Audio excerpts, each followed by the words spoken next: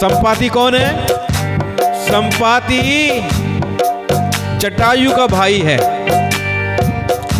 जिसके पंख जल गए हैं और पंख जलने के कारण वो उस कंदरा में रहता है। तो पंख जल गए हैं तो उड़ भी नहीं सकता, और जब उड़ नहीं सकता तो भोजन का अपने लिए प्रबंधन नहीं कर पाता, और जब भोजन नहीं मिलता तो दुर्बल हो गया है, कमजोर हो गया है, पड़ा हुआ है उस कंदरा के अंदर। अब वो बाहर झांकता है कंदरा से तो क्या देखता है कि बाहर निकलकर उसने बहुत से वानर देखे। तब वो बोला, अरे वाह, भगवान ने मुझे इतने दिनों से भूखा रखा हुआ था, आज तो जगदीश्वर ने मुझको घर बैठे बहुत सा आहार भेज दिया। आज तो आनंद आ जाएगा, इतना सारा आहार खाने को मिलेगा। पूरी वानर सेना को देखकर संपाति खुश हो गया, आज तो बहुत सारा भोजन खाने को मिलेगा, आज इन सबको खा जाऊंगा।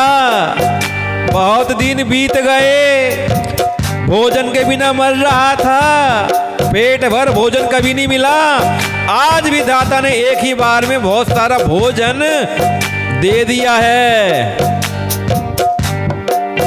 अब जैसे ही वानर सेना ने गिद्ध के वचन सुने, गिद्ध के वचन कानों से सुनते ही सब डर गए। अब तो सचमुच का मरना हो गया। कहने लगे कि अरे हम तो परमात्मा से मृत्यु मांग रहे थे कि हमें ये मृत्यु दे दो, और परमात्मा ने हमारे लिए मृत्यु का इंतजाम भी कर दिया। आज तो मारे गए, अब नहीं बचते, कि अब तो सचमुच ही मरना हो गया, यह हमने अब जान लिया है। फिर उस गिद्ध को, संपाति को देखकर सब वानर उठ खड़े हुए। जामवान के मन में विशेष सोच हुआ। जामवंत जी मन में कुछ विचार करने लगे, बड़े बुद्धिमान हैं जामवंत जी। अंगद ने मन में विचारा और कहा कि एक वो वीर जटायु थे जिन्होंने श्री राम की भार्या माता जानकी को बचाने के लिए अपने प्राणों की आहुति दे दी, और एक ये गिद्धराज है, हमें खाने को तैयार बैठे हैं। तो अंगद ने मन में विचार करके कहा, जटायु के समान कोई धन्य नहीं है। श्री राम जी के कार्य के लिए शरीर छोड़कर वह परम बड़भागी भगवान के परम धाम को चला गया।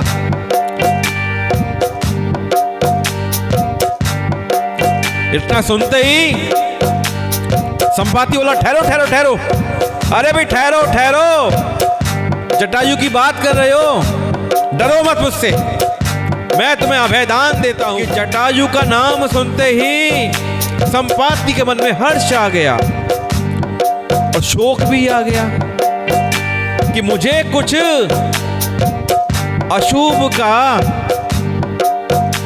भय लग रहा है।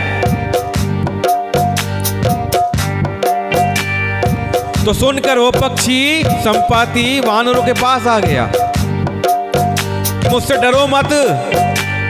जब संपाति पास आया तो सब वानर डर गए। संपाति ने कहा, डरो मत, उनको अभय कर दिया, अभय दान दिया, अभय वचन दिया, और उसके पास जाकर जटायु के बारे में पूछने लगा।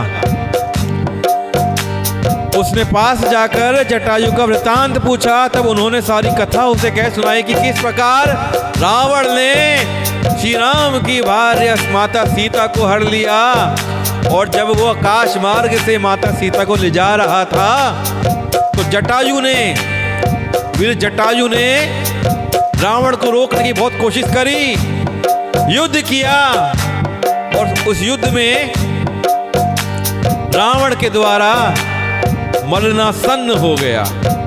और फिर उसने श्री राम की प्रतीक्षा करी और श्री राम को बताया कि रावण माता सीता को दक्षिण दिशा में लेके गया है। और श्री राम ने जटायु जी का दाह संस्कार किया। तो ये सारी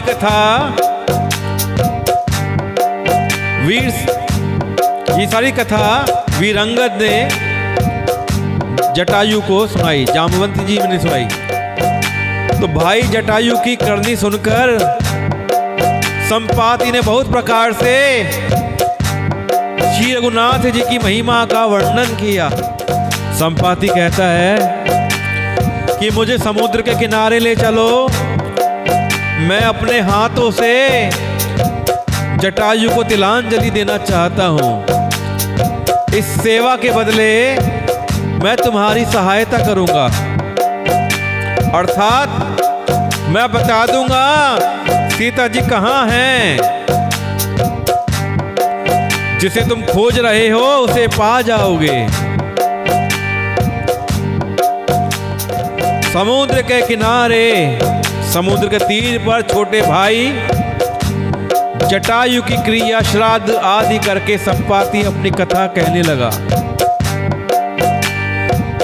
अपने बारे में कथा बताई। जब वानर सेना ने पूछा कि किस प्रकार आप यहाँ पर दुर्बल अवस्था में पड़े हुए हैं और किस प्रकार आपके पंख जल गए हैं, तो संपाति जी बताते हैं कि हे वीर वानरों, सुनो, हम दोनों भाई उठती जवानी में एक बार आकाश में उड़कर